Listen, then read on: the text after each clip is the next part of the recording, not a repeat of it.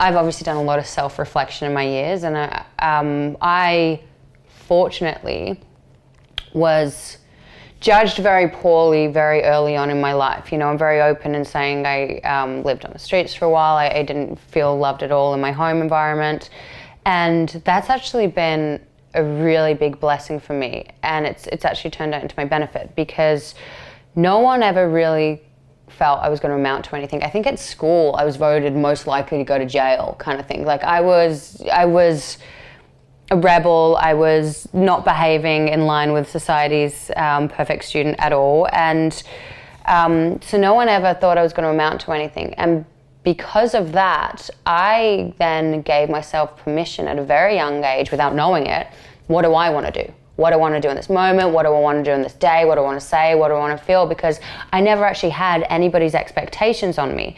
And I've witnessed, as I've evolved and grown up, that's actually quite rare. Most people that I know are consumed with the fear or guilt or shame of what others may think of them if they act in a certain way. And, you know, often it's the parental kind of views or expectations of you should get married at a certain age, or you should be a doctor, or this is your career, or don't be an artist. And that was gone from me at a very young age. You know, as of 12, I was on my own.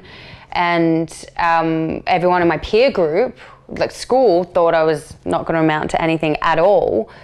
And so as 12 onwards, I never had anyone expecting anything from me. So I was so free, and I didn't know it at the time, but it allowed me to be so free and explorative in who I want to be, because I had no one else there, but I also had no one else there putting their expectations on me. And so there's no one to let down, because I'd already let everyone down at a very young age. And so I see that in adults, where they're so terrified of letting people down that they make themselves small and they second guess their decisions, but it robs them of their freedom, you know, and it robs also those other people that have expectations on them the opportunity to evolve.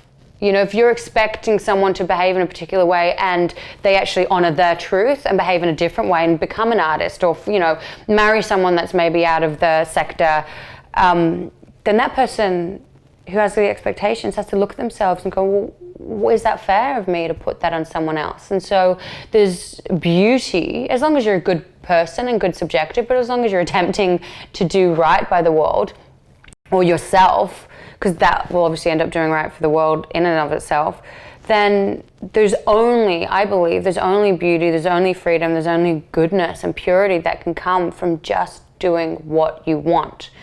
And I think the tricky part in that is often we're not doing, even if we don't meet someone else's expectations, we're not doing what we want, we're doing the opposite of what someone expects of us. And that's a balance. You've got to really sit with yourself and go, what is it I want? What's my truest, purest, most loving form of expression? What's going to give me the most joy?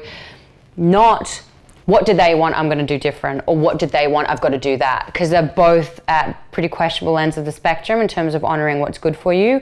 And it will likely swing until it comes to a place of balance, and it will still swing a little bit. You're still aware of others' expectations and not letting people down, but it feels truer and more powerful and easier to go, no, this is my truth.